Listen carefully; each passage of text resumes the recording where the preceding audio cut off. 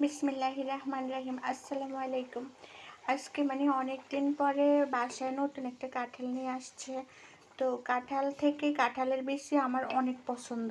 তো তার জন্য মানে হাজব্যান্ডকে বলছি যে যেহেতু বাসায় কাঁঠালের বেশি আছে একটু এই যে নাচ্চা শাক নিয়ে আসেন। তো উনি নিয়ে আসছে। তো এখন আমি এই যে কাঁঠালের বিচি দিয়া এই নাচ্চা শাকটা রান্না করতেছি। অনেকের ভাষায় এটাকে কী শাক বলে তো ঠিক জানি না। অনেকে নারী শাক বলে, অনেকে আমরা আমরা ওই যে নাচ্চা পাতা বলি আর কি। তো এটা আমি এখন পাঙ্গাস মাছ দিয়ে রান্না করব। আমার মনে হয় এখানে মানে ঝোলটা একদম কম, আর একটু ঝোল দিলে ভালো হবে।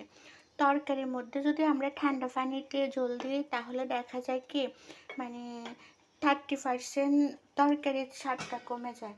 এই জন্য মানে একটু গরম পানি দেওয়ার চেষ্টা করলে ভালো। এখানে একটু গরম পানি দিতেছি। সবসময় মানে ঠান্ডা পানিতে তরকারির স্বাদটা অনেকটা কমে যায়, এই জন্য ঠান্ডা পানি এড়াই চলা ভালো। এই যে অনেকগুলো পেঁয়াজ দিছি কাটে।